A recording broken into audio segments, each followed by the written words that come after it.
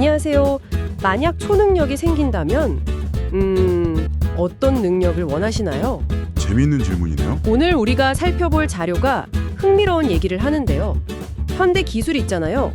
비행기나 스마트워치 같은 거요. 네네. 이게 어쩌면 옛날 사람들이 상상했던 초능력하고 비슷하다는 거예요. 하늘을 날고 손목에서 정보를 보고. 아, 그렇죠. 근데 우린 스스로를 초능력자라고 생각 안 하잖아요. 맞아요. 이 자료는 한 발 더 나아가서 어쩌면 진짜 특별한 능력은 뭐랄까, 남과 다른 나 다음, 아직 드러나지 않은 잠재력일 수 있다고 말해요. 네.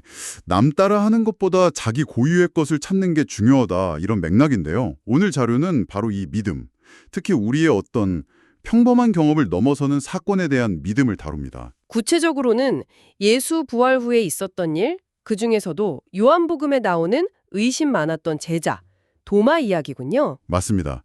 부활한 존재의 상태, 또 믿음의 본질, 이런 질문들을 던져볼 겁니다. 좋습니다. 자, 그럼 요한복음 속으로 한번 들어가 보죠.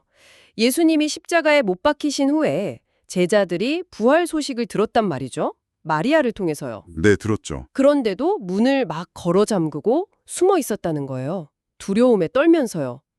왜 기쁨이 아니라 공포였을까요? 자료는 이걸 어떻게 보나요? 네, 이게 그냥 겁이 많아서 이렇게만 볼 건 아니고요.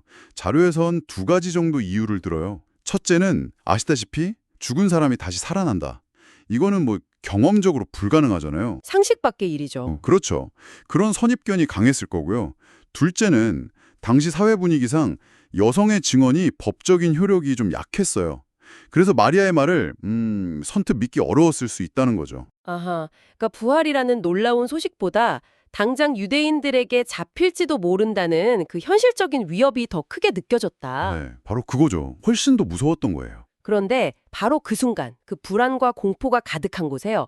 잠긴 문을 통과해서 예수님이 딱 나타나시는 거예요. 네, 여기서부터 뭔가 이제 우리가 아는 물리 법칙을 좀 넘어서는 듯한 아까 말한 초능력 같은 모습이 보이기 시작하는 거죠. 맞습니다. 딱 그 지점이에요. 이게 부활한 존재의 상태에 대해 질문을 던지는 거죠. 그러니까 죽기 전이랑 똑같은 몸인가? 아니면 뭔가 시공간 제약을 넘어서는 다른 존재가 된 건가? 혹시 영적인 존재? 귀신 같은 건 아니었을까? 하는 의심도 들 수 있겠네요. 그렇죠. 그래서 예수님이 당신 손이랑 옆구리 상처를 보여주시잖아요. 내가 영이 아니다, 이걸 증명하려고요. 근데 자료 분석을 보면 제자들이 보기만 했다는 점에 주목해요. 아, 만졌다는 기록은 없군요. 네, 본문에는 없어요. 그래서 이것만으로는 논란의 여지가 좀 있다, 이렇게 짚고 넘어갑니다. 그런데 그 자리에 없었던 제자가 있었죠? 도마요. 네, 도마. 동료들이 봤다고 증언하는데도 믿지를 못해요.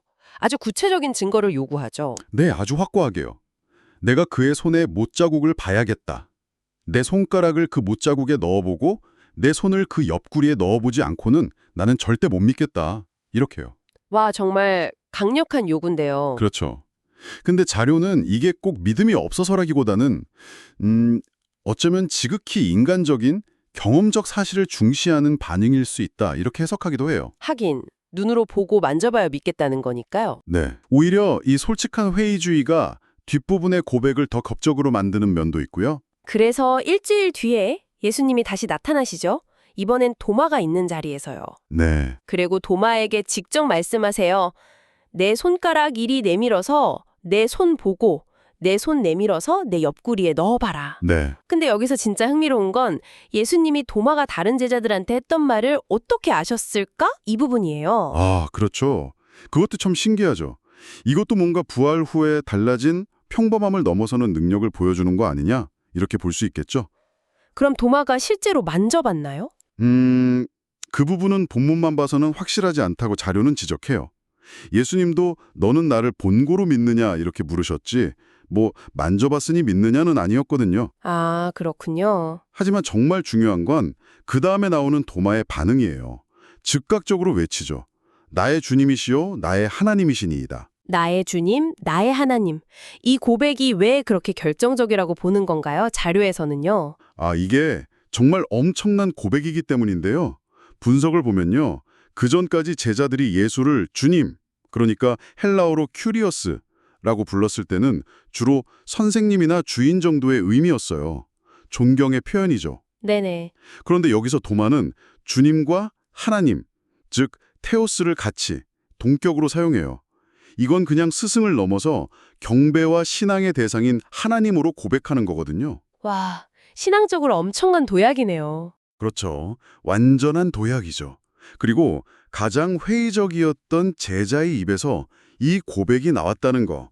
이게 바로 요한복음 전체가 말하고자 하는 핵심 메시지, 즉 예수가 하나님의 아들 그리스도이심을 증언하려는 목적과 정확히 맞아떨어진다는 거예요. 결국 오늘 우리가 쭉 살펴본 내용은 가장 의심이 깊었던 인물, 도마가 부활한 예수를 직접 만나고 나서 나의 주님, 나의 하나님이라는 어떻게 보면 가장 강력한 신앙 고백에 이르는 그 과정이었네요. 네, 맞습니다. 그 만져봤는지 아닌지의 사실 여부보다도 그토록 회의적이었던 사람이 그런 엄청난 고백을 했다는 그 사실 자체가 부활 사건의 어떤 강력한 증거가 된다? 이런 해석이 참 인상 깊습니다. 네, 그렇죠.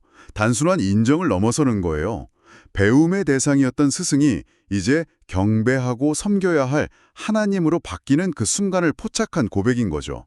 자료는 이 고백이 기독교 신앙의 굉장히 중요한 출발점이 되었다고 평가하고요. 듣고 보니 때로는 깊은 의심이나 질문이 오히려 더 단단한 확신으로 이어질 수도 있겠다는 생각이 드네요. 그럴 수 있죠.